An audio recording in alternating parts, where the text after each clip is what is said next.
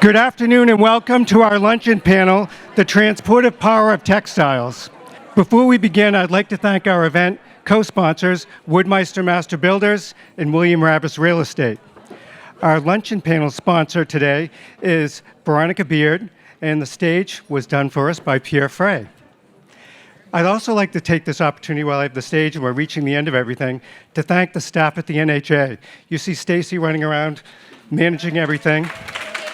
But it's Niles Parker, the executive director, Stacey, Robin London, Johanna Richard, Ashley Santos. There's a whole crew. I'm sure I'm leaving people out. But I want to make sure that you know, for as much as Marlo and I contribute to this team makes it all happen. So thank you very much. We have a special treat to introduce Patrick Frey. So I'd like to welcome Sharon Lorenzo. Bonjour tout le monde. Nous sommes ici avec un homme muy important de France. Mon petit chou, ce n'est pas exactement parfait posted pour vous, mais enchanté de faire votre connaissance pour tout.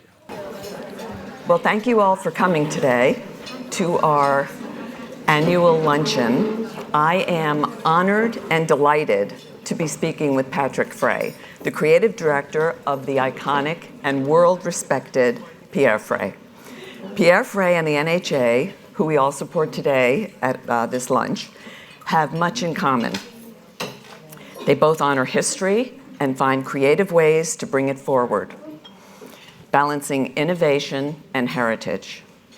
They both have time-honored legacies, and they both value the importance of craftsmanship. And this year in particular for the NHA, they both honor the power of textiles. And I hope everyone will have a chance to go to the Whaling Museum to see this year's exhibit, which is amazing. Patrick, your legacy is both personal and professional and interwoven. And I thought I'd let you elaborate on that. So welcome. Thank you.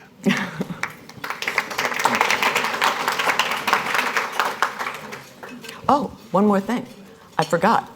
You'll see at the exhibit at the Whaling Museum, but also in our talk today, the inextricable link between fashion and decor, which I'm sure Patrick will address later. But I have to mention that I had a jacket made especially for the occasion with Pierre Frey fabric. Thank you. And it just shows you how you can take apart patterns and reunite them to make an individual vision. So, monsieur? Call me Patrick. Well, hello, everyone. It's extremely impressive for me to be facing you all today because I'm not really used to it. And I'm very pleased because I think you're going to see during this few minutes that my life is all about passion, all about enthusiasm, and I think I got that in my, I don't know, you say that berceau, you know, when I was a baby, it was my... Your crib. I was what? Your crib. Your crib. And all my life has been about all these things. So that's what I'm going to try to share with you.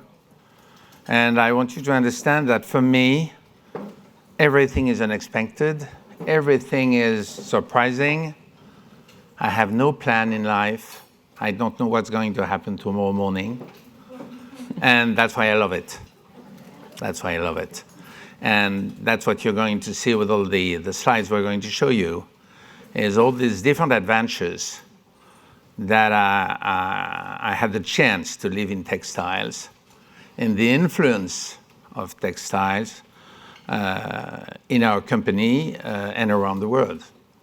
Donc we don't have a long time, donc we're going to try to be clear and short to let you know. And fast. And fast. To let you know how Pierre Frey is Pierre Frey today and why. Wonderful. Oh, I forgot to mention my earrings. Okay. Which match coincidentally, the jacket perfectly that Katie Jetter from the Vault was so kind to lend me. They are Sylvia Firmanovich, who was a speaker earlier this week, and who also values craftsmanship and bringing the world home. You know, if we begin, the title is Transportive Power of Textiles. Yes, for sure. Textile exists forever, everywhere, in every civilization. Donc we're going to begin, we're going to have three parts. One is the family, and that's for me extremely important. I love to add to this the word transmission, from generation to generation, but also from centuries to centuries. It's part of culture. And after that, we'll talk about the different influences in the 17th, 18th, and 19th, 20th century in France. And we will finish by what I consider is creation today now in our Pierre Frey company. Donc, in fact, as I said, I was born in the pot. My grandfather that you see here, his name was René Proux, and he was the designer of the Normandy and 13 cruise liner during the two wars, between the two wars. And after that, he designed the Orient Express. He did a lot of cars in the Orient Express. And he was very well known, let's say, you see, he died in 47, exactly when I was born. I was born in March, he died in June. The same, we did not meet, but he saw me a little bit, a few weeks. And this man, why do I talk about this man? I think we go next. Because just to you see, it's just, I go quickly, that's what he designs, a few things. Naturally, he belongs to the exhibition in 1925. He designed chairs, he designed boats, as I said.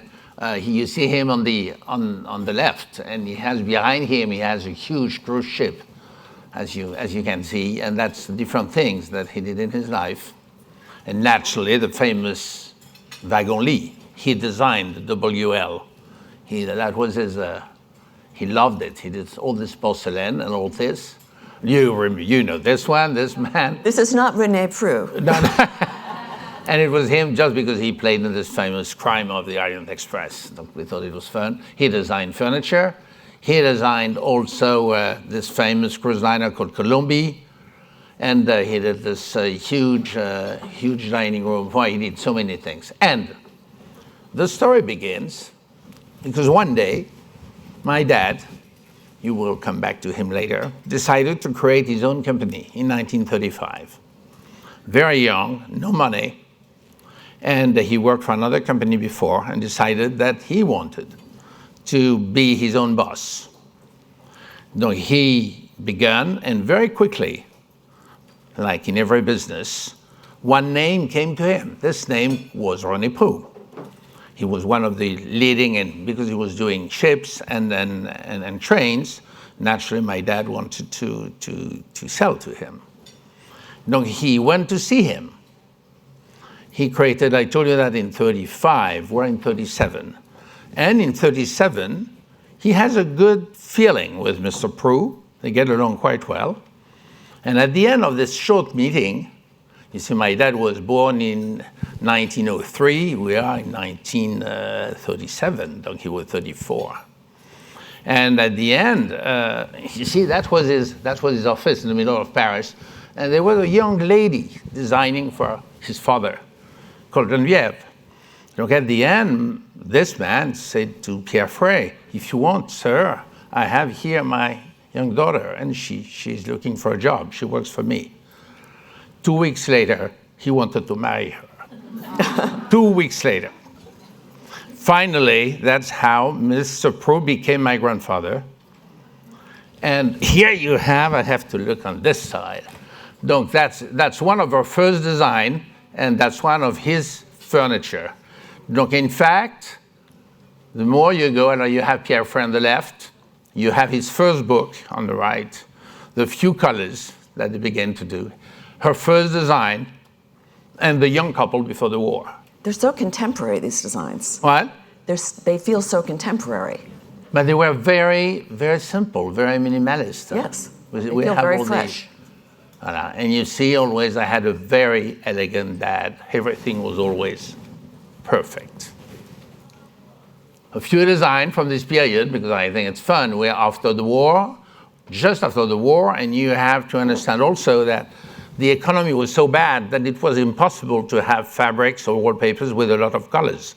It was too expensive. Everything has been destroyed. Look, if you take the design, you have 3, 4, 5 colors max, and printed mainly. And this is still in production today, the mermaid. It's still in production today. And now here, the young guy with black eye is the old guy with white hair. Okay, and with my dad. And that's probably in 72, 73, something like that. Because I must say, and I think it's for me extremely important, that I would never be what we are today in America without Brunswick. Without Brunswick, that I want to thank. Because when I was young, I was not extremely good at school. And my dad said, "You're not good at school, but I want you to speak English." I have a very old friend in New York called Colonel Brunswick. If you want, go and work for him. No, not if you want. I want you to go and work for him. At that time. Donc I came here, I came to New York in 69. Wonderful period, wonderful period. And I worked for Brunswick during nearly 2 years. For him first, and after that for her. This lady called Mrs. B. I always say she was the Coco Chanel of the furnishing fabric. She was absolutely incredible. Her taste was. And she was my first probably master. And she really gave me really the passion of this job. Because my mother did it before. Certainly my mother was number 1, and she was number 2. Donc I came back to Paris in 69, and my Pierre Frey was very classic. Donc I came back from New York with a little difference in taste. I was born in 47, I told you. We're in 72, 74, don't you see? Totally crazy. And on the right, you have a design because of the moon. Because it was just the period where Apollo and the Americans arrived on the moon. I said, I'm going to do a fabric with the moon. It's going to be a bestseller. We never sold a yard of it.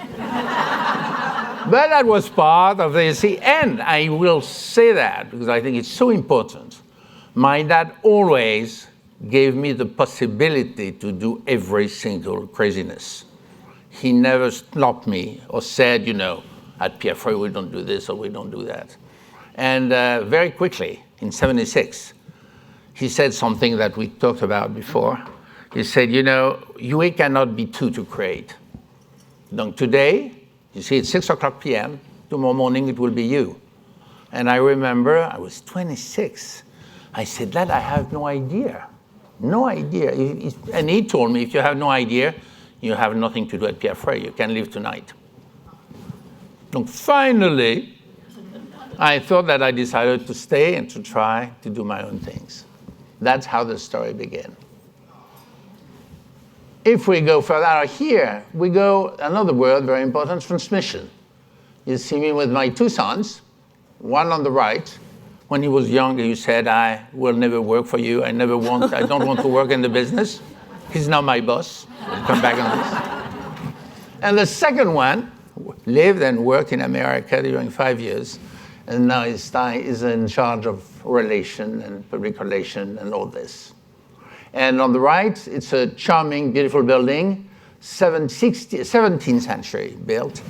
It was a Lully building, the musicians. Absolutely gorgeous, very simple, but very nice, and we have the chance to own it. I was going to say, what does it mean to you to have it as a family business? I think it's such a luck to have the possibility to have a transmission and to get along. And to get along, because very often all my friends say, oh, you work with your sons. It must be so difficult. You get along? And they get along? Yes, the answer is yes. The answer is yes, extremely well, even if the generation, they are 47 and 49. And we get along extremely well, because I think it was clear that there is one boss. There is one boss. And for this, it was me during more than 50 years, and I decided 5 years ago that I wanted to quit and that at 45, it was very important for them to be in charge. But I wanted to keep the creation. Yeah. Donc I told them, okay, you take care of everything that I had such a hard time to deal with during 50 years. I think it's time for me to just have fun. And that's what I'm doing still now, until today. But they have the possibility to fire me any minute if they feel that what I'm doing is a danger for the company and for the members of our staff. I want them, because you never know what can happen in life, and I want them to be free, to be really their own boss. So yes, I believe in transmission, and yes, I believe in family business. And you're not just a family business, you're totally independent, which I think is a hugely important aspect of your business. We're 100%, we're 110% independent. I believe in that also. I think it's, if you have someone in your company who tells you that this is too risky, or this is too big, or this is too yellow, or this is too this or too that, it's impossible to work. I think the irrational in our jobs, all of us here, is what makes the success. Look, it's extremely important to be independent, to do, and I had, in a way, I was lucky because I was a lonely son. Look, when you are a lonely son, you don't have to share. It's terrible, but it's true. Look, when my dad wanted me, thanks to Brunswick again, and probably to my mom and what I have in my blood. Nobody knows why things works. And I had this possibility to become my own boss. I think it's a great opportunity, great chance. Yes, even today. Okay? Yeah. Alors, now, if we go slowly in the business, because family things, and I look at the clock, we have 4 businesses. And that's what you're going to discover quickly. I think that it's, I love, one word for me who really is my day-to-day life is eclecticism. I dream to do fabrics for kids. I love 18th century French documents. I love Aboriginal fabrics. I wrote Bewkes, everything is beautiful. It's a question of eye. And my personality is really to try to play with all these things, as long as I use it with a French touch. I would be German, it would be a German touch, and I would be American, it would be an American touch. But I'm French, and I think the difference is to keep this French atmosphere. And that's what I'm going also to try to And the savoir-faire. And the savoir-faire. Perhaps. Donc, fabrics, wallpapers, carpets, and recently furniture. Donc we go more, something important for, especially for you in America, we are exporting a lot. We export 80% of our business. France is only 20%. And naturally, America is number 1.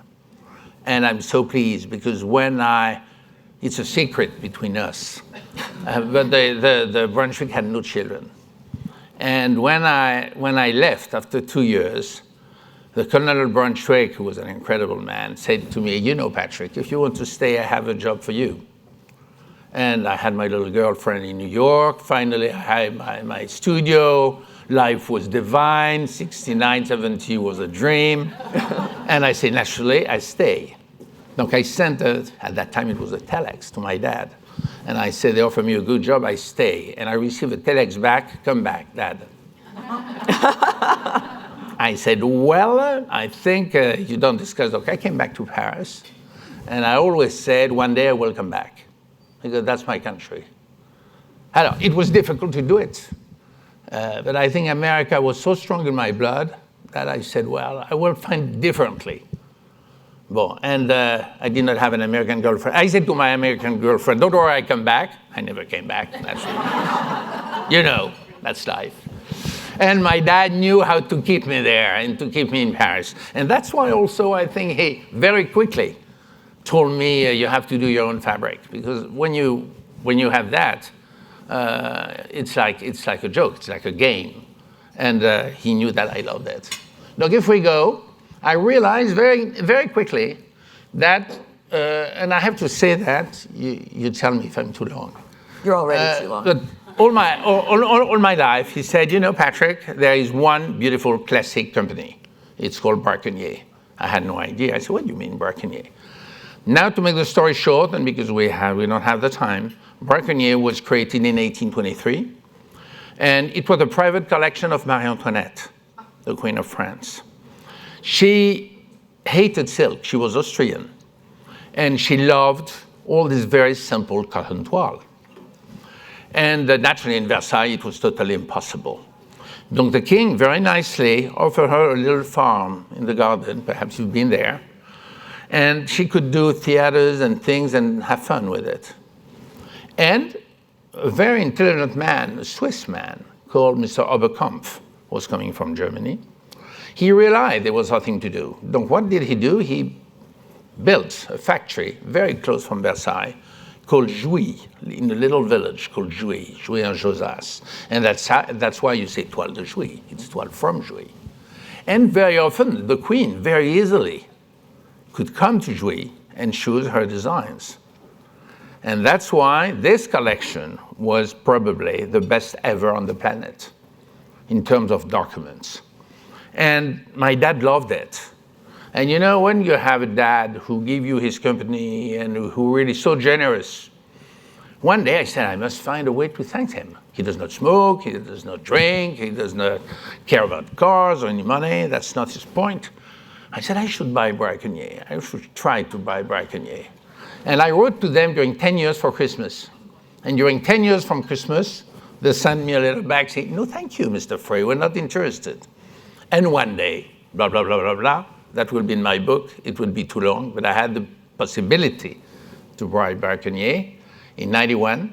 And I had the chance that just before, a few months before he died, he had the possibility to go to Braconnier and find the famous documents. The documents are exquisite, absolutely exquisite. Donc we're going to, and they are, but no, I will come back to this. Donc Braconnier, here we are. Donc what is Braconnier? Mainly what we call Indians, but I will come back to this also in a few minutes. Donc Indians, another company that I bought later on was Bewkes.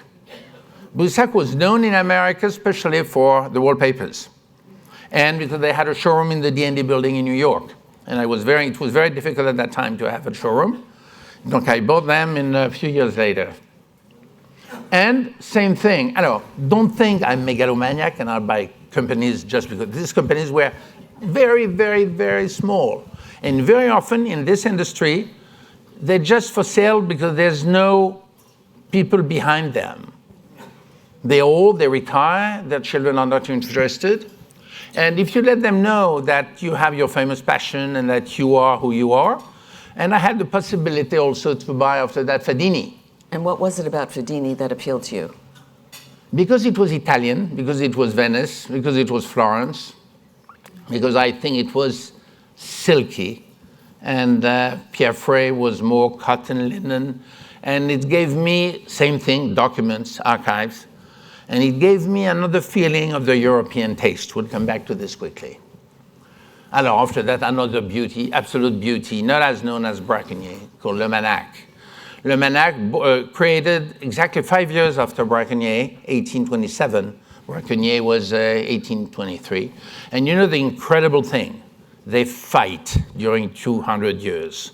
They fight because really Le Manac hated Braconnier and Braconnier hated Le Manac. And now they are in the same drawers. And I think that's unbelievable. And they all belong to the French archives. And in a way, it's true, I'm quite proud to have the possibility to put them together in peace after so many years. Donc that's Le Manac. Alors now the last one that we bought 2 years ago, the dream of the dream for someone like me, Zuber. Yeah. Zuber created in 1790 in Rixheim, in Alsace, near the German border. Still in the same place, still doing the same thing by hand. In the same family during nearly 200 years. A little, and other people bought it during 40 years. And same thing, we go back to transmission. She came to me 3 years ago And she called me and she said, I knew her. And she said, you know, Patrick, I'm 80-something. I have no children. I love Zuber. But I have nothing. I have nobody behind me. Would you be interested? I said, how can I not be interested in Zuber?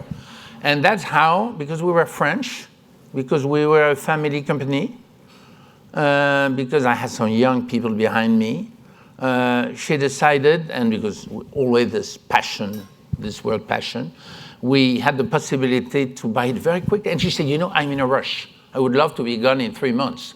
I said, madam, it's well. Finally, we did it in 3 months. Here you are. Alors, Zuber, I could talk to you about during 200 years. Now, the sampling, the printing, totally hand blocked, totally divine, totally exquisite. And if you hadn't bought them, this might have disappeared.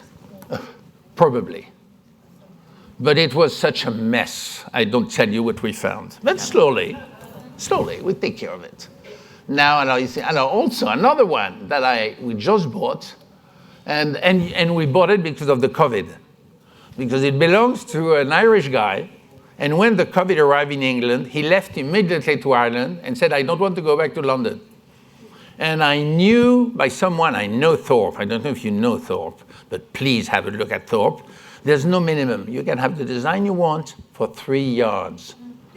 Look, it's so incredible. It's a special technique. Could be too long. We don't have. Huh? And customizable. Absolutely. Donc I call him. I say, are you sure you don't want to go? No. You want to sell? Do you want to buy? I said, well, why not? And that's how we did it. Oh, my God. Passion always. Donc we go quickly. And that would be too long to say. It's a factory that we acquired about 30 years ago in north of France.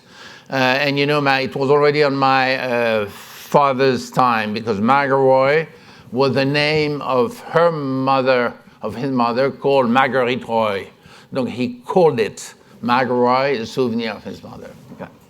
That's why we have it, that we weave our own fabrics, and it's very important for contract, for outdoors, for hotels, and for all the things where we do our own thing. Naturally, transmission, preserving the... But I want you to very, very quickly just tell about this loom. About the totally hand loom. We weave this per day. Okay, and the width is like that. This is the Lumanac. Lumanac. And we still have the people, we saw it here. It's a very narrow loom. On the looms. And that's a silk velvet, 100% silk velvet. It's totally wonderful. Yeah. And we have this man, and we train a young woman behind him to do it. And I want to keep it absolutely, because I think it's so fantastic. But if you're wondering why that fabric is so expensive, that's why. That's for sure. Yeah. After that, we, 5 years ago, that's more my son, they wanted to get into furniture. And I said, why not? Donc we had the possibility to buy a little furniture company near Paris. Donc today we are in the furniture business, and we hope to grow in this field. And the last thing, just remember that, all of you here, if you love archives, if you come to Paris, if you want to see our archives, they're open to all of you. For me, the archives are in life if you open it, if you look at them. If it is just in drawers, clothes that nobody see, what the interest? Donc today you have all the companies we have before, Fedini, Boussac, Lumanac, Braconnier, and Pierre Frey, are all in the same drawers, and we have, and they're open for a visit. Donc the only thing we ask you, it's not big, it's not to come alone, because it takes 1 or 2 hours, depending on what you want to see. But if you can have all during Déco off, or if you're in Paris with friends and you want to spend 2 hours or 1 hour with us, you just call our team, where you are, or in Boston, or in New York, or in Miami, and Los Angeles, or wherever, and we will arrange that for you. And we do it very often, and I want to keep that open for you. It's, for me, extremely important for you to show you what are these archives? They're French, mainly, and they're from Louis XIV, that's 1700, until yesterday morning. Voilà. Donc you can choose the period you want. And the last thing also, if you have a special contract, something special where you want a stripe or an Art Deco design, but we had a request for a plane a few months ago because they wanted to do it totally Art Deco. Donc they wanted to see some velvet, and we did specially. We opened it just for you. And may I say, I'm sure there are others who have done this, but I can't recommend it highly enough. It's incredible. And Sophie is your archivist. She's incredibly knowledgeable. And why don't you tell the little story about the Braconnier Napoleon railway car? Be careful, the time is going on. Quickly. When we bought Braconnier, naturally there was no photos, as you know, and there was just designs. And in fact, the big period of Braconnier is until the Second Empire. The Second Empire for the French, it's also Napoleon, but Napoleon III. And he came president in 1848, and became emperor in 52, and lost against the Prussian in 1870. So he was there 18 years. He did a lot of things from France and for Paris especially. And he was crazy about decoration. His wife was Spanish.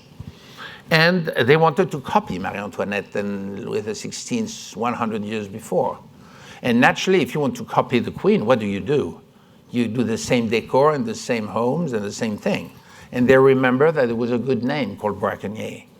Look, this famous lady, Empress of the French, she went to Braconnier and she decided to put Braconnier absolutely everywhere.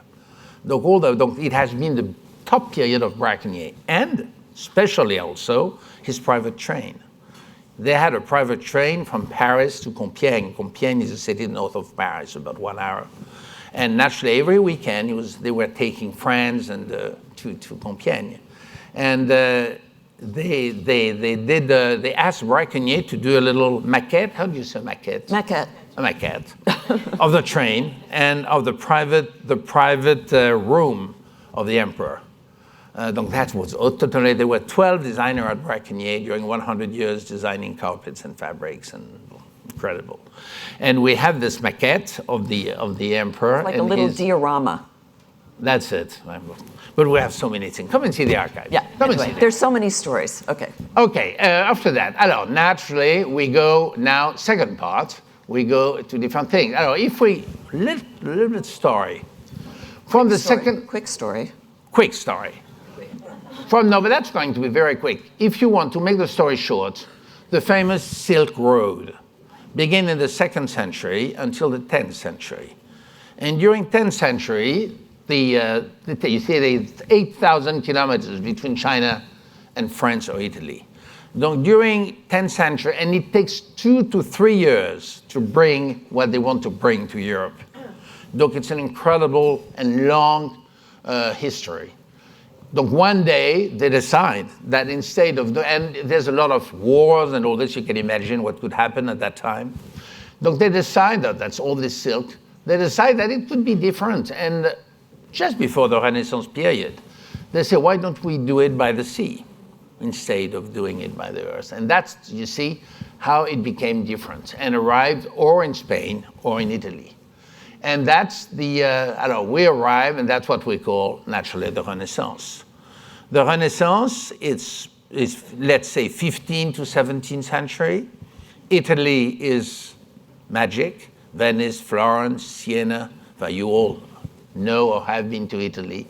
And the influence, look at this dress, absolutely incredible. And the velvet, all the fabrics are from us. And that's Fadini, Donc Fadini has a lot of incredible documents. It's also the big period of the Venetian and of the Ottoman Empire. Look at this one. This one was in the private collection of Louis XIV. And of course, this period is talking about bringing the world home. This is the epitome of that. And that's Solomon the Magnifique with the French king. Wonderful velvet, magnificent Fadini velvet that we have in the collection. And also all these Ottoman carpets. But you see, they don't put the carpet on the ground. They put it on the tables. That's how it began. But coming from Asia also. Huh? And they traveled with them. And like they did with the tapestries. And they keep them everywhere. And you see in here, and we go slowly also, but when Louis XIV arrived, this one should be a little bit later. In 1628, they create the famous Savonnerie in Aubusson for these carpets. And here the king. Donc the king arrived, I'm going too quickly, I'm sorry. Yeah. Louis XIV, you see the carpets, the way they put it on the ground, or they put it on the tables. Donc this king, and I have to take 2 seconds to say that. This king is going to change our life in France. When he was young, he was terrified because his mother, Queen of France, were living in Paris, in the Louvre, and they had a riot. Donc when he was 13, he had to leave Paris during the night with his mother and the court, and he was totally, comment dit-on, traumatisé, Fiona? Traumatized. And that's why he said, I will never go back to Paris. And that's why one day his father had a little maison, hunting house in Versailles, and he said, I will live in Versailles, I will never leave Versailles, and I will never go back to Paris, and all my visitors, I'm not going to go and visit them, they will come and visit me. He reversed the thing. And very early, that's why Versailles became Versailles, and he called the famous Sun King. And for us in our field, he was incredible because he said from day one, everything has to be made in France. I don't want anything coming from Italy. I don't want anything coming from elsewhere. Donc, I want all the silk to be done in France. And I must say that what we call the Louis XIV style is, for us, the beginning of our life, for sure. Donc, we go quickly. Yes, very quickly. You see the carpet, very quickly. We go. Alors, what are the characteristics of his design? First of all the fabrics are symmetric. It's always the same design. Second, because he wants to be the king of the world, it has to be bigger than nature. Not smaller, but bigger. So the designs are big. After that, naturally, the colors are strong. Red and blue. No beige, okay? And here, no beige. Donc here, they have some looms. You see the first loom that he makes in France. And always this symmetry that you can see, very symmetric. Exotism already. And very quickly, he creates a very, what we call, I think it's next one, I want to be sure. Well, you see that here you have he created in he came on power in 1650 something and will die in 1715. Very long reign, 70 and something years. He has a prime minister called Colbert. Colbert is a fantastic man. And that's where Comité. What? And that's where Comité de Colbert comes from, right? Absolutely. Right. The export. He wants to export. All the French ships goes everywhere. And he created what we call the East India Company. The East India Company is extremely important for us today because, in fact, this company will give the possibility to the French to go to India and to bring back a lot of things. And in our activity, what do they bring back? Fabrics. And all these Indian fabrics are so beautiful that they come to Paris, they come to Versailles. Naturally, the king loves it. Naturally, it becomes so popular that very quickly, he's going to stop imports. He's going to say it's dangerous for the French economy. I stopped everything. Naturally, when you say to the French not to do it, they do it immediately. That's the way they are. So finally, they open their own, what we say, manufacture.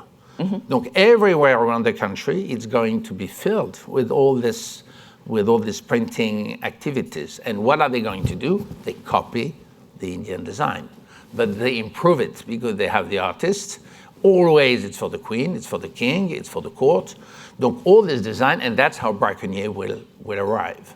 A little bit later, under Marie Antoinette, we are nearly 100 years before. And we have 9 minutes, so.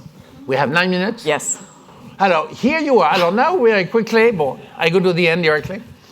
Caroline Rome, that you can say a word because that's you. Okay. Yeah, so I took this picture, and this is one of your most iconic patterns, Genoir, yes? Grand Genoir. It was in Mr. de Givenchy's bedroom. Exactly. Go on internet. It's been used. Absolute dream. Yeah. Go and see Givenchy's bedroom. exquisite, absolutely exquisite. So- Braconnier on the bed, Yeah. and quilted. Yes. Naturally fashion, naturally Palampour. We go all this very quickly. From this, I love to say that from the design, we do wovens, we do wallpapers, always with Braconnier.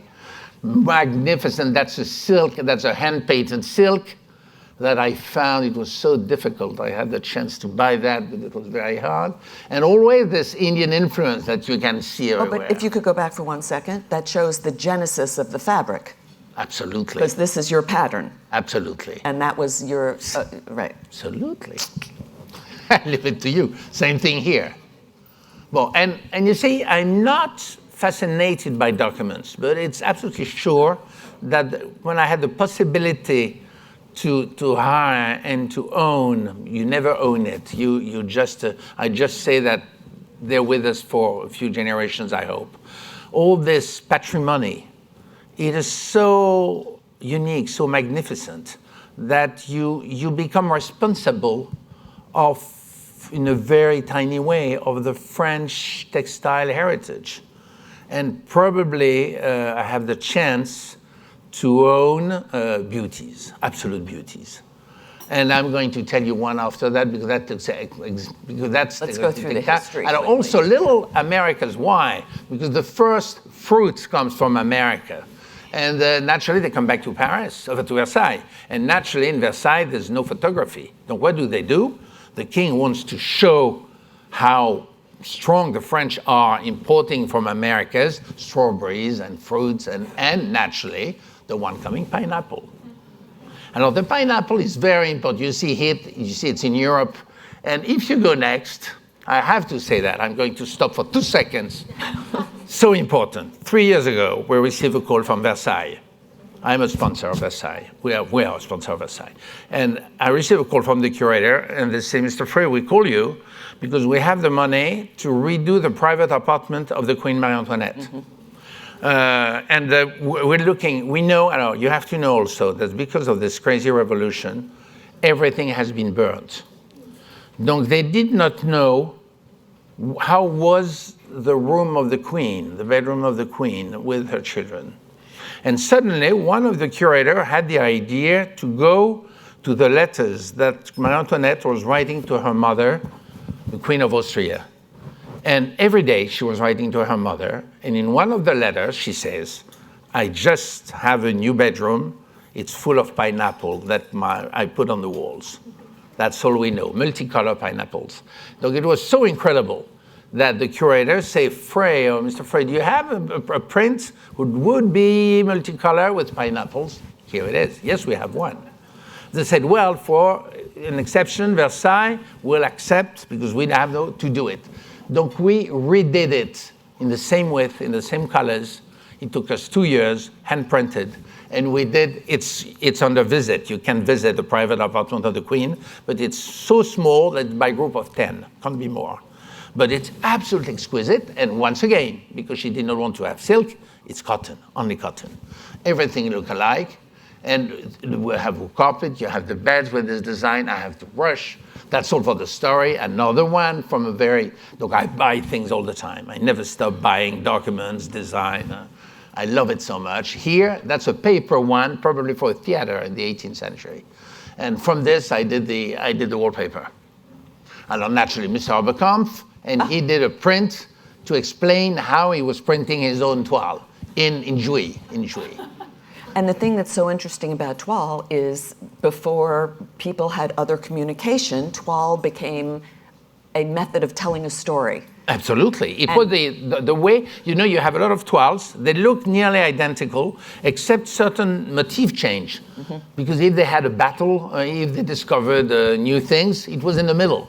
And the toiles were telling the story of what the king was doing. Exactly. They were marketing before marketing.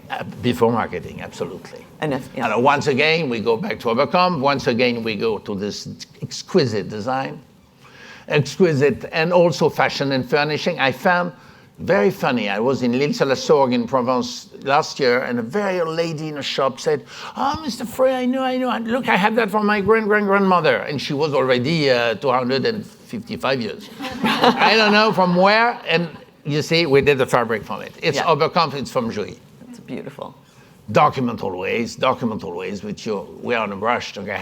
I buy also this, I loved when I found them, to this little charming man's vest from the 18th, that's with the 16th. That's a beauty.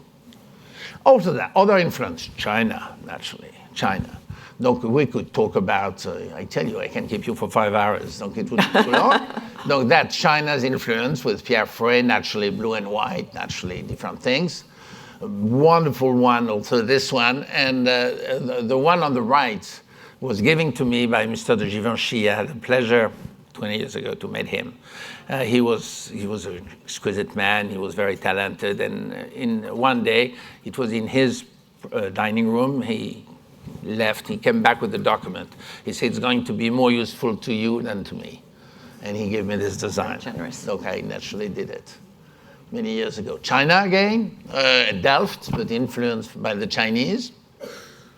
And this one also, Lady Radziwill. This is Lila with the famous marching, I can't remember the name of the fabric, but... No, that's Le Manac. Yeah. Le Manac had been copied everywhere by everybody. Yes. In many countries. And you see it but the in, original is from Le Manac. Yes. Beauty.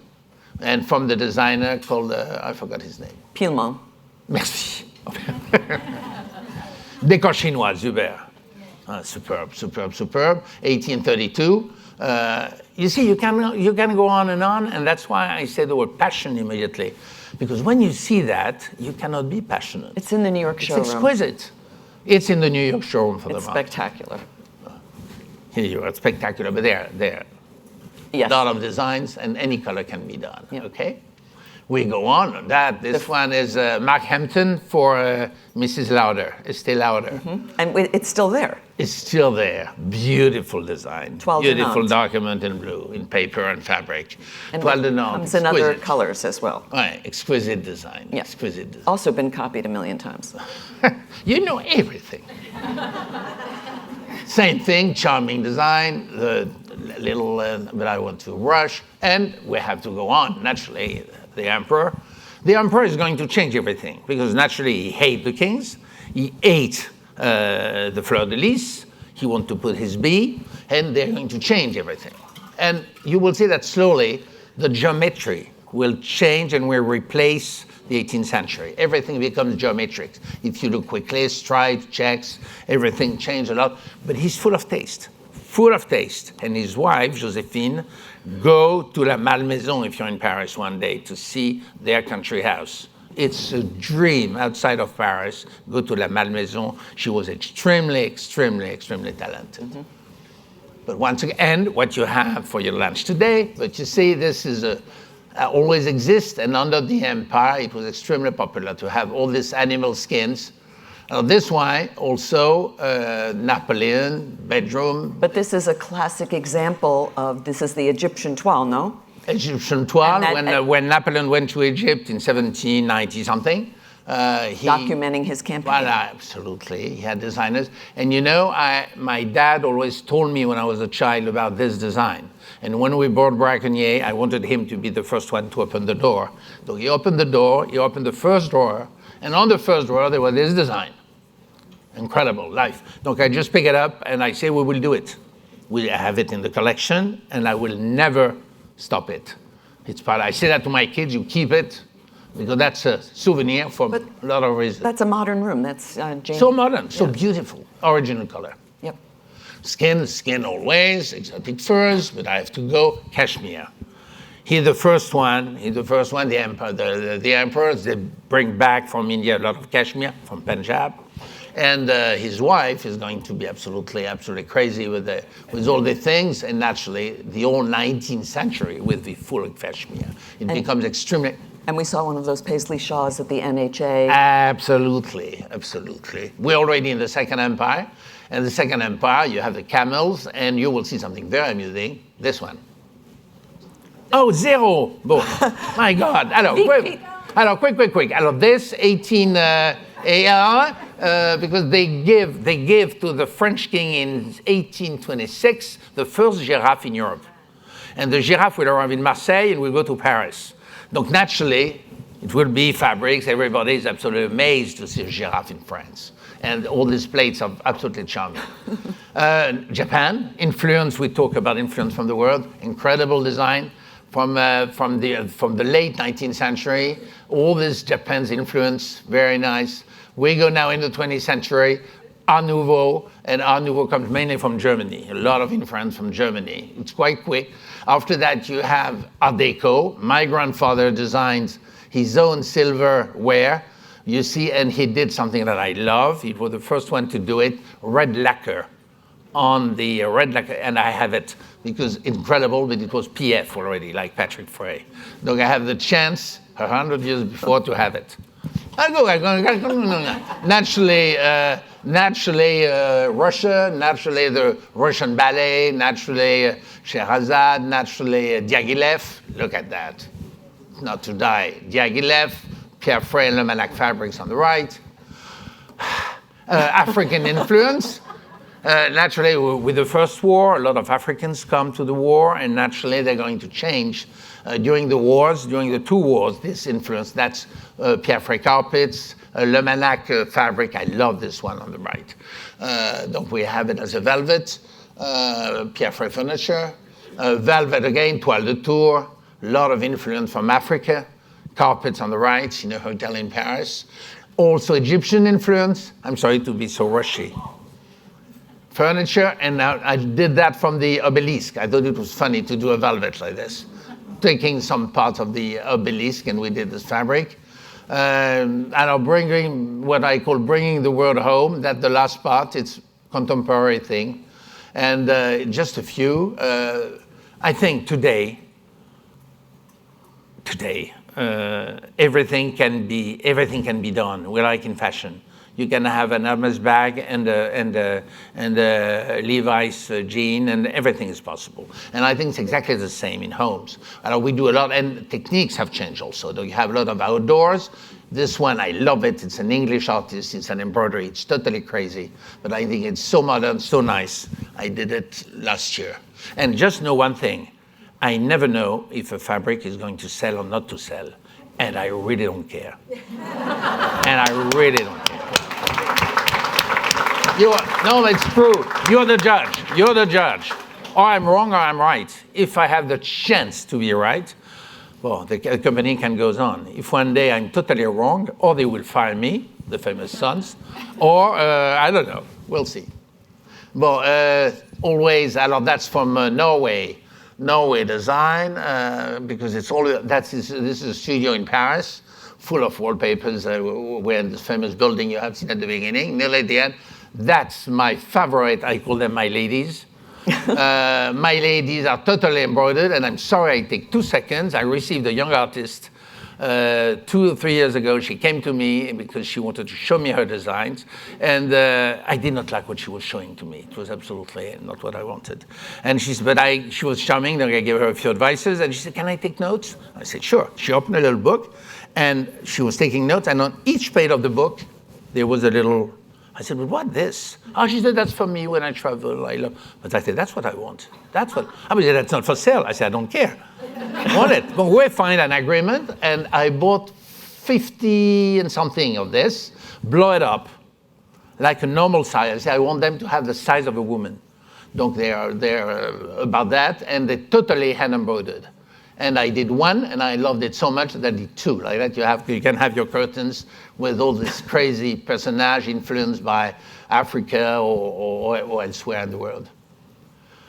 That's the designer. We don't have the time to do it. We don't have the time. At the Louvre last year, 2 years ago, a collection with the Louvre. We had the permission they opened the Louvre every Tuesday during 6 months for us to choose the document we wanted to do.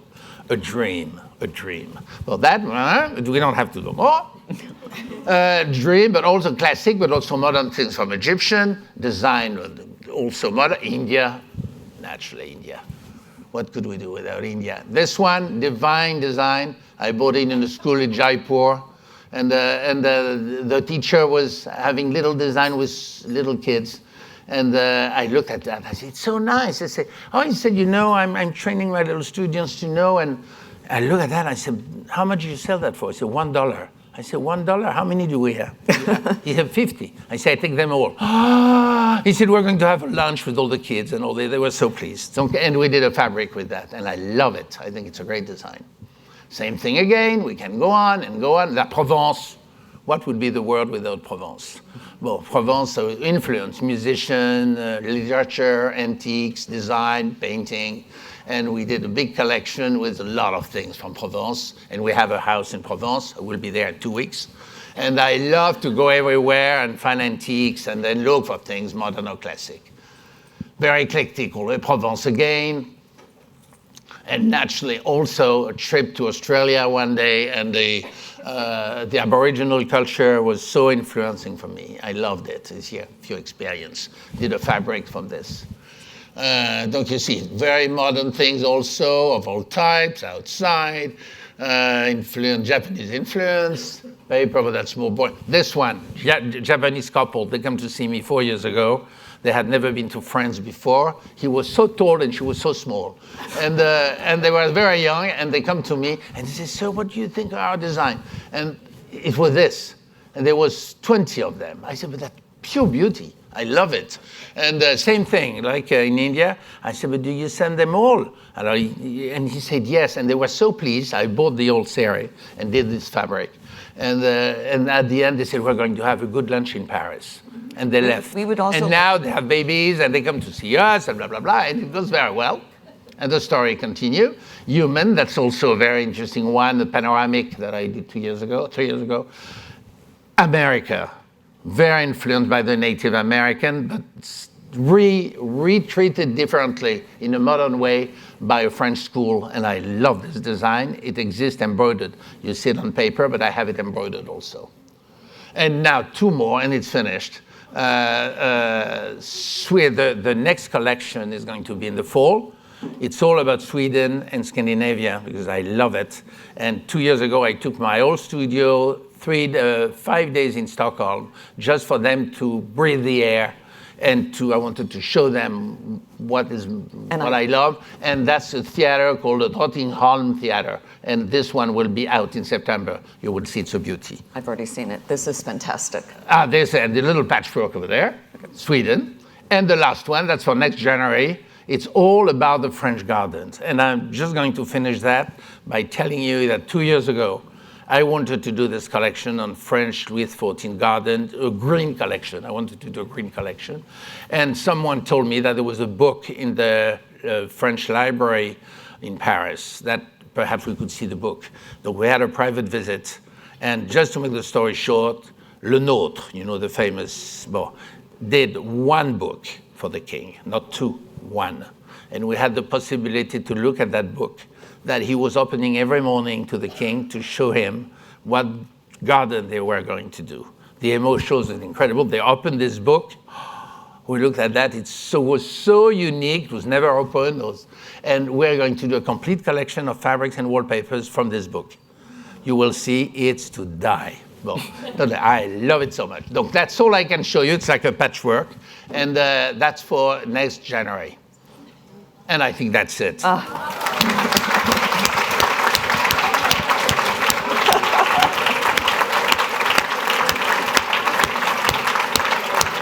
Can I say my words? You can. Go ahead. I just said before that I wanted to use this word, and she said you will see this word at the end. They're just 10 or 12 words, but I think they're so strong.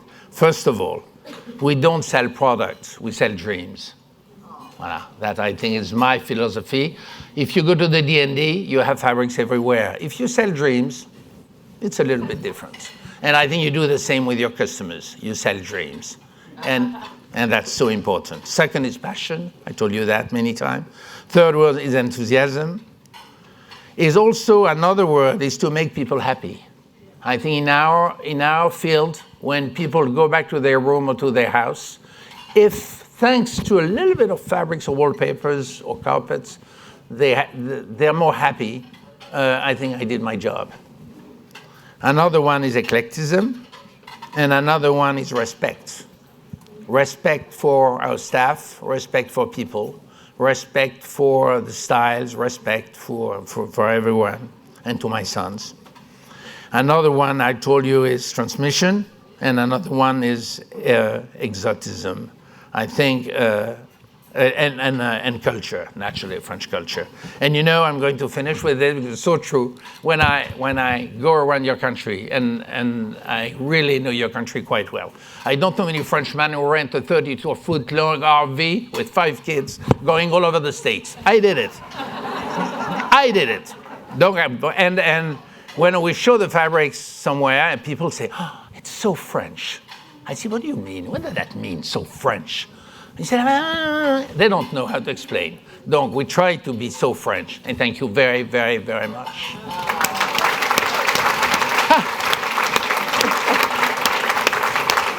And thank you to you. And thank you to you, darling. Please, I did thank not. you to you. Thank you, thank you. Thank you to all of you. Hi, everyone.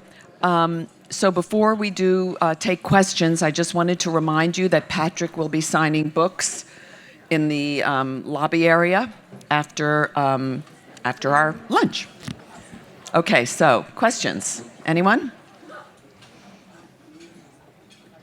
I just want to know, what happened to your first girlfriend? You still in touch with her, or what happened? Her name was Sabine. That's how I can't tell you more. I'm Sabine. Poor Sabine. Connie Ann has a question. Connie Ann over there. Hang on. There you go. Thank you. What is the best advice you've given your sons? Ooh, good question. I think to believe in themselves and to do what they want really to do.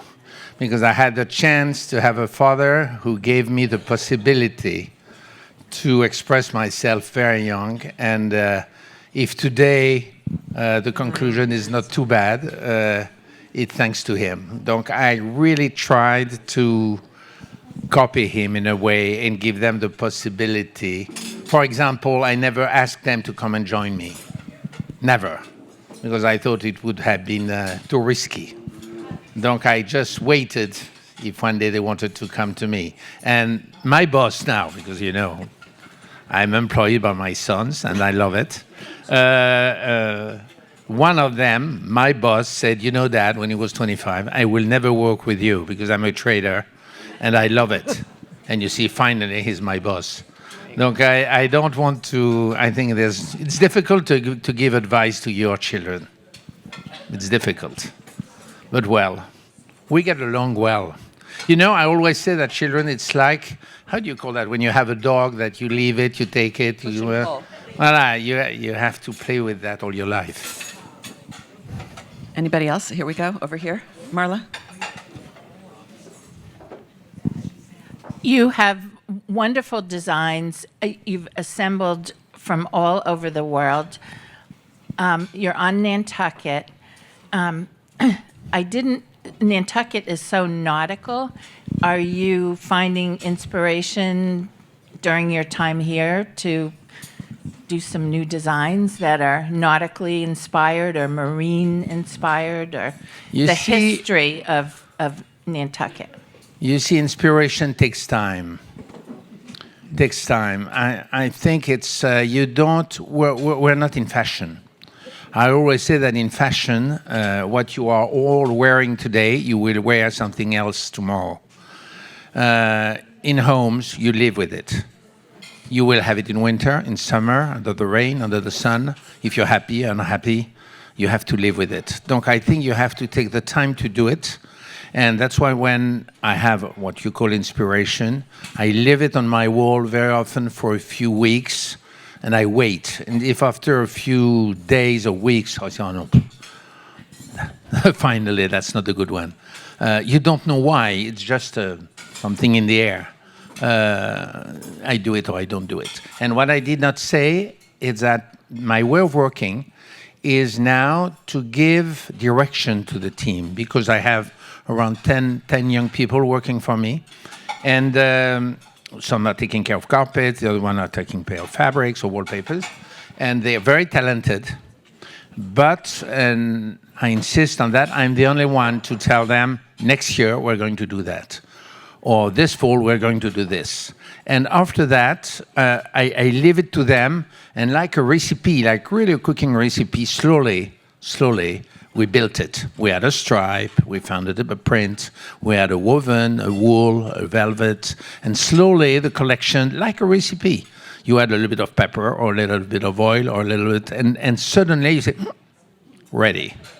Why? I have no idea. Just a personal feeling.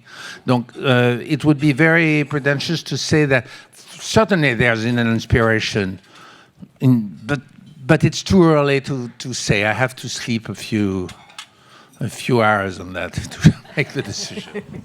Okay, we have one over here. Almost a follow-up to your point. I don't know your name, but this point, in these excellent slides, this issue of the Silk Road, and of course of Nantucket being a place where people traveled here and there, this ties in so well with the exhibit and what's going on at the NHA. This whole fabric, the beauty of fabric traveling all around the world, and what this did, and what you and your company have brought forward, keeping the documents, keeping these things alive, these treasures from all over the world. It's history and culture. Because you see, the whole idea is not to copy what has been done. The idea is to keep the spirit of it. And after that, you adapt it. We live in the 21st century. We live in Nantucket, in New York, in Boston, in Paris, in Rome. And we live in a city, generally speaking. Donc you cannot take something from Tasmania or from Versailles and just put it like this and do it. First of all, that will not be my job. My job is to say, oh, I love this. And from that, perhaps I can twist it and mix it with this, and you build something. And at the end, you don't, once again, it's very difficult sometimes. I have some interviews and people say, well, how do you do this? I say, I don't know. I honestly don't know. Sometimes, normally in the middle of the night, I wake up and I say, that's what I have to do. That I'm sure. After that, I'm sure, but perhaps I'm not going to sell a yard of it. And once again, as I said before, I don't care. I have to go up to the end of what I think has to be done. In my mind, after that, you're the judge. You're the judge. Anyone else? What else? Anyone else? Over here. Oh, there, Mary. You've done such an incredible job building your business, your company, and incredible designs for the world to enjoy. Are your children, your sons, going to maintain the same independence that you have? I hope. You see, it's so personal. It's a difficult answer. It's a difficult question and difficult answer. I'm 78. They're 47 and 9. They will do their own feeling and their own. They're different from me, that's for sure. Donc we will see the way they will do it. I mean, I cannot, and you see, you cannot give any lessons. You cannot, because it is so instinct. For me, it's like an animal. You see, why? I always say I receive a lot of designers, freelance designers. I work with, and they come to me with sometimes 100 designs. And why do you stop suddenly on one and you say, they did this one? I have no idea. And I think I will never have any idea. It's something that you feel like you... It's instinctive. Well, like you breathe the air. And I think it's a talent, you know. I say that because it's always personal.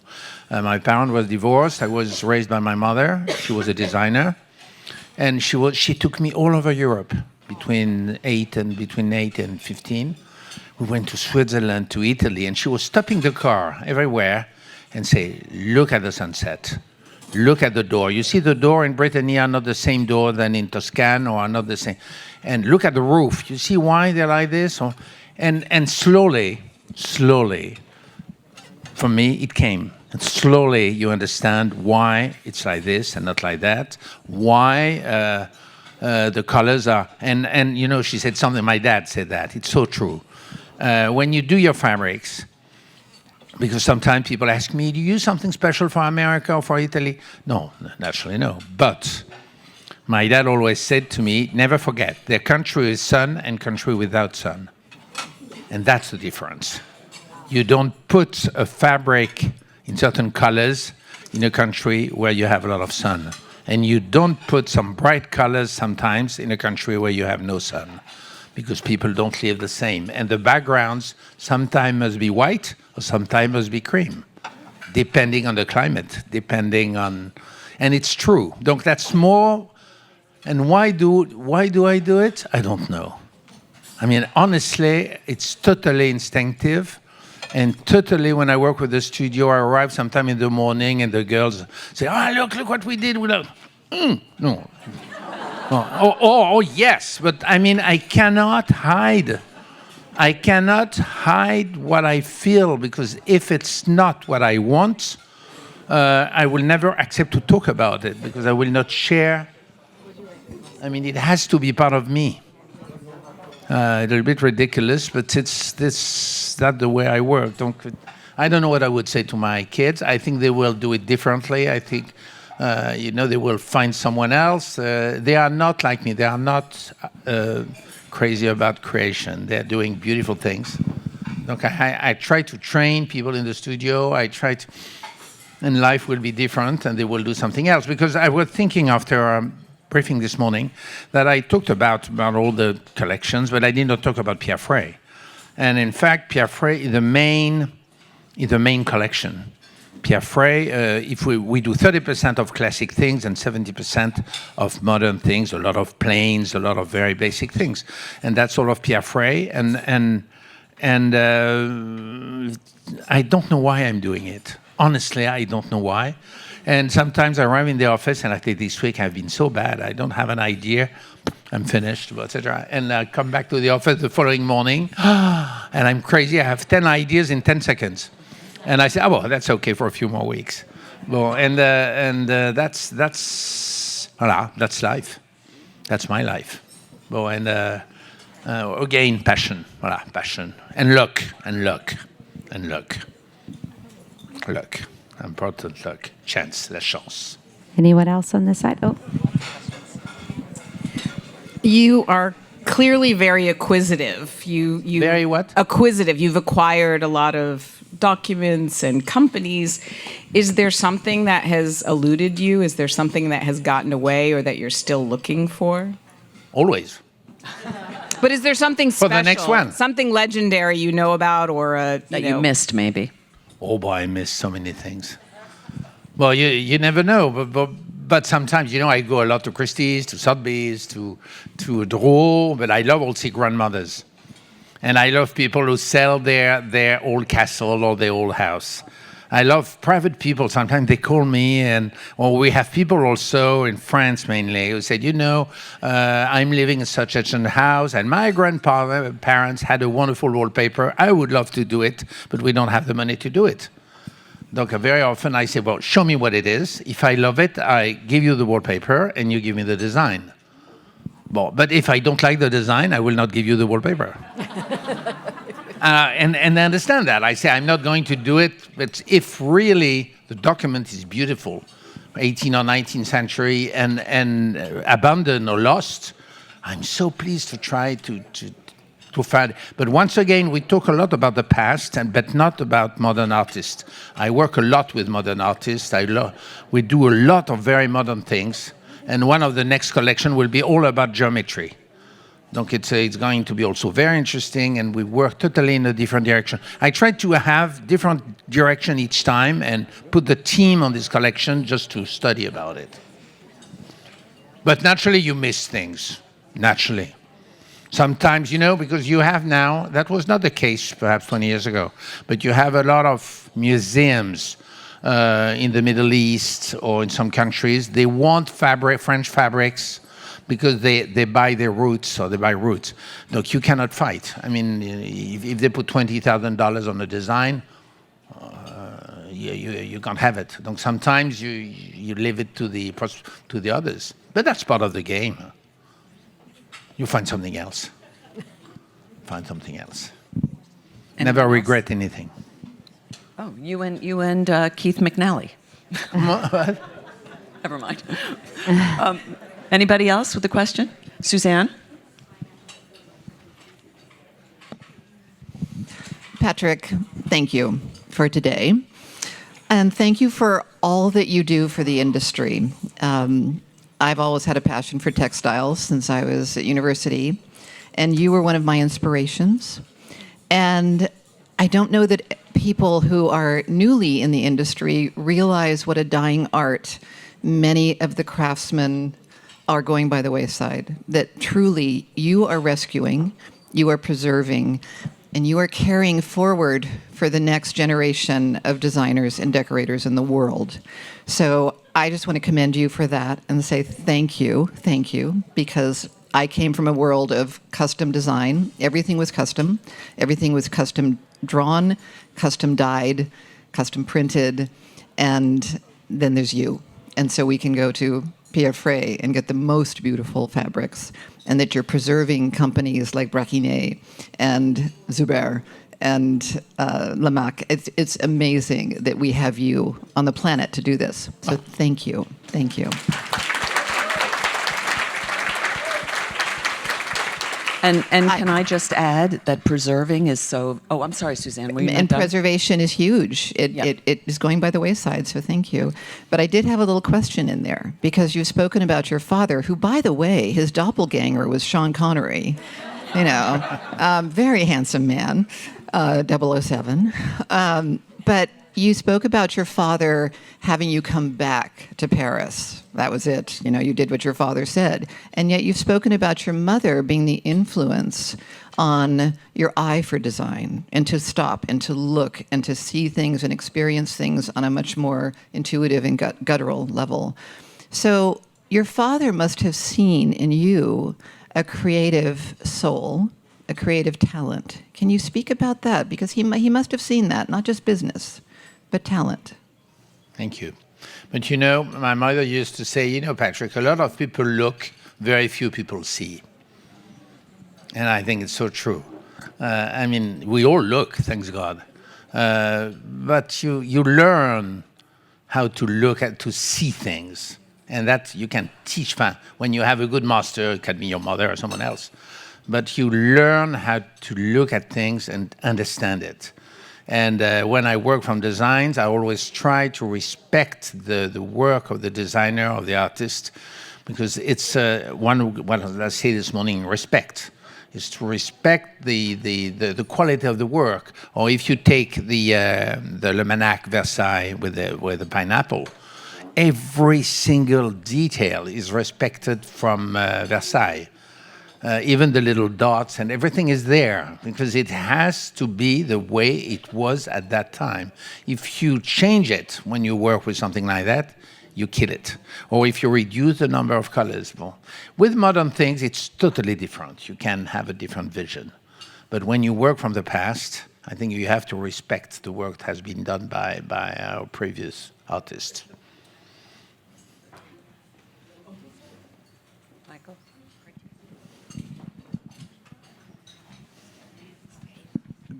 Just out of curiosity, when I heard you said you decided to buy this firm or this, like Zuber, I mean, I would like to buy lots of things, but number one, how did you, it's like, oh my God, how did you just go in and buy such a very famous designer? And it's astonishing that you had the nerve and the money to just gobble up these wonderful companies. I told you, we have Zuber in New York, and in Greenwich we have another famous wallpaper. I would never in my well, I'm not in the business either. So anyway, just curious, how did you do that? Well, she came to you. You know, it's also a question of chance. I'm going to give you one example. When I wanted, to thank my dad, I wanted to buy Braquignet. I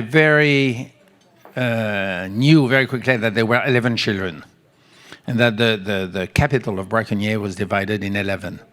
Donc I said I will never have it. Donc, and one day, one of the sons came to me, And he wanted to do something else. He was quite old, and he said, would you be interested to buy 8% of Braconnier? Donc I remember my dad was still alive, donc I went to see him, and I said, Dad, we can have 8% of Braconnier. And I remember he laughed so much. He said, if you want to have 8% during 200 years, you can do it. But you're the boss, don't do what you want. I bought it. And the 10 brothers and sisters thought their brother was so crazy to sell. They said, we found a stupid guy who wants to buy 8% of Braconnier. And they sold the next month. And in 2 months, I had 100% of Braconnier. Who could have said that before? Now, you see, it's also a question of chance. And Zuber, other example, I knew the lady who bought it 40 years ago. And when I was young, I wrote to her. I knew her well, and I said, Madam, congratulations, you bought Zuber. It would have been my dream. Donc, good luck. And when she came back to me 3 years ago, she said, Patrick, I kept your letter. I remember you, and that's why I'm selling you Zuber. You see, things like that, it's a question of, I don't know how, I don't know. I mean, there's no, except when you're becoming old. I mean, you take the list of what we did this morning, and it's true, you're proud to save a certain French heritage in terms of textiles. And so slowly I move from creation to kind of preservation of the French patrimony in fabrics and wallpapers. That's for sure. But I did not want it, really. It came to me from over there. Donc probably, and I still have a few dreams. Donc we will see if dreams comes on board or not. But it's part of, if you don't have dream, life is not worth it. Donc I think it's part of, to try to continue to grow the company. Over here? I'm here. I'm coming. Tell us about travel you've done, whether for pleasure or work, where you were just dazzled by textures, colors, fabrics, local scenery that inspired. The only thing I can tell you is my wife thinks we don't travel enough. That, and even last week, she said, you travel only for business, and I would love to travel just for the two of us. I said, I don't travel for business. I travel because I love it. Okay, yes, I go to museums. Yes, I love to go and see customers in Bangalore or in Roma, and I love to spend time with them. And she would love to go to Uzbekistan, I did so many countries. I traveled so much. I came to the States during 45 years, 3 times per year, regularly, all over the States, to see every city from Seattle to Houston. I could say a lot of cities that I love. And it's part of, I think that the fact of traveling, as you said before, inspire you. It comes to your blood slowly, and slowly you come back and you say, we should do that. I saw that but once again, the game is to twist it. Because if you see it in Nantucket or in Bangalore or in Delhi, you're not going to copy what has been done, or it would be ridiculous. Donc it's to adapt it to your Pierre Frey personality. And take the risk, you told me, Fiona, to say to create is to dare, c'est ça? And I think absolutely each time you do something, but you're exactly the same. You take a risk. If you don't take a risk, life is not worth it. I mean, and in my job, and that's what I said, I don't care about if it's going to be successful or not, because I think that I do what I want. And I'm so lucky. And that I want to finish with that. I leave you after. But I think I have been so exhausted no, not exhausted, that's not the right word. Exhausté, comment dit-on? Voilà, dream come true. Fiona is my Mrs. Frey America. Donc I want to thank you, my love, because you're wonderful. She worked, and Kim also, who works so much to prepare all these events, and you who join us in the right position. Donc thank you, Kristen. And just to finish by that and said, yes, I think I have been so lucky in life to be a lonely son, to have a wonderful parents. It gave me the possibility to be on my own all the time and to choose what I wanted to choose. I was a spoiled kid and a spoiled man because I always did in my business what I wanted to do. I did not have to ask to anyone. I did not care about anyone. And because it's an independent, private, small company, if I want to do a crazy print or crazy woven, I just do it. Nobody is going, and thanks God, no marketing. I hate marketing. I love marketing after, but not in creation. That kills your product. Donc they can come afterwards, and I give them that. But if someone comes to my office or to the studio and say, you know, Patrick, next year yellow is going to be very popular, and so, well, I care. That's good for certain things, but I do what I feel. If I'm wrong, I'm wrong. And if I'm right sometimes, I'm so pleased to be right. And that's it. Donc there's no... It's totally instinctive, in fact, like an animal. I don't have any rule. Voilà. And money is certainly second, certainly not first. To answer to your question, sir, it was not reasonable to buy Braconnier. It was not reasonable to buy Zuber. It was not reasonable to do some crazy thing that I did. But that's why we are where we are, I think also. To take the risk and do, just try to be happy. Just try to be happy. Voilà. Oh my gosh. Thank you.